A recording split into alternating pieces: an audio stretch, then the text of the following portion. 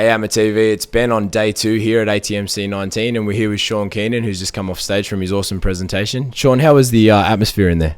Oh, it's cool. I mean, there's a lot of people that are switched on. Obviously, they're paying attention. You've got military, you got civilian, international people, and so the perspectives, and you can see that they're pretty switched on and excited about this. Yesterday was an amazing day, and then to listen to your presentation, then I was sitting at the back and everyone was hanging on every word you said. It was a really cool presentation. Thank you so much. I think they were just trying to follow my accent. I think personally, maybe they just had to penetrate a little further. But no, I appreciate that. You know, I mean, just being out here and having the diversity, and they're doing medic presentations. So no kidding, there I was, and then they're bringing in the folks who are doing a lot of either the training and policy making, and they're showing different views, and it's just super cool atmosphere. Yeah, it's a great place to just sit there and just feel the energy of the room. Yeah. Could you give us, for the viewers at home that couldn't make it, could you just give us a quick summary of what you spoke about in your presentation?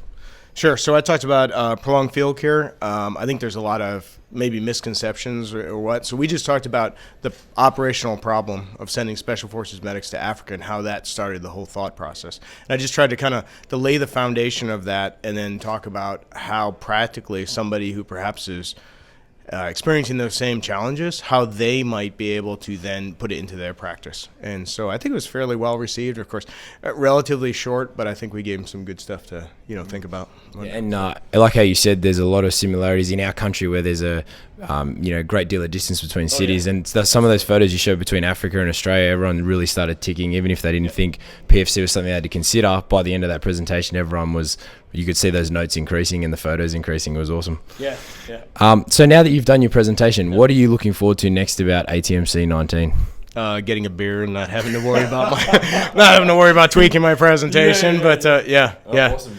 No, just sitting back and continuing to hear these stories. And I think you see common things, people from different backgrounds, civilian or military, but people with common problems and common themes coming through. So I think we're learning from the diverse folks that are here in the audience. Yeah, there's a lot of similar themes in people's presentations, and I think that really creates that subjective connectedness in the audience, doesn't it? Okay, so what does tactical medicine mean to Sean Keenan?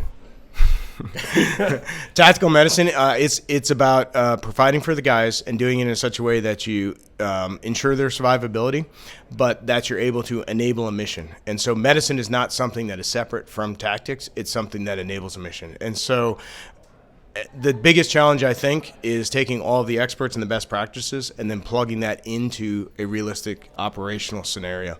But I think if people get it, that where the medics and the non-medics understand that it is part of furthering a mission. It's not something that happens on the side or, something we talk about over coffee somewhere else. So, very much. Amazing answer. This question's brought up a lot of really good answers for ATMA TV, so we really appreciate it. What do you think the biggest issue is in the continuum of care for the tactical casualty at this point? I think really people are always looking for the next big thing or the next shiny thing, but really when we see success and we see the best reproducibility of best practices is truly mastering the basics. So going back to understanding how to do things not only in the light of day, but doing it when you're tired, doing it when you're cold, doing it in low light, but doing it well and reproducing that across the force. So we're always talking about what's the next big thing and how can I implement this new medical practice, but really it's about mastering the basics and making sure that everybody can perform that to a certain level. I really like that about your presentation is that you said if you're not good at the basics, your first aid isn't good, stop, fix that before you crack on. Absolutely. That was awesome. Yeah.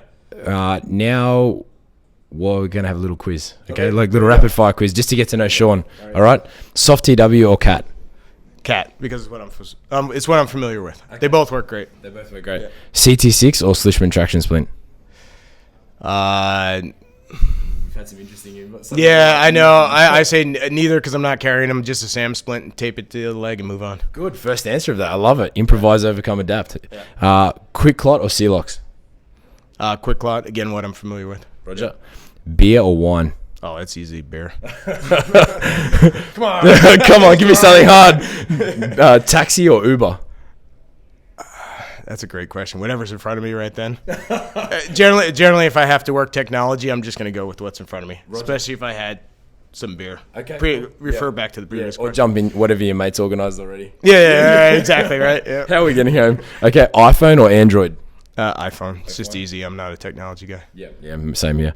Cardio or weights? I prefer just to watch other people do it at this point. I'm just going to sit back and drink beer and watch other people. So. I like to observe and critique both. Exactly. Awesome. Yeah. Hey, thank you so much for the interview. I really appreciate it. Hey, thanks for having me here. Thank you so much. Yeah, guys. Cheers, guys.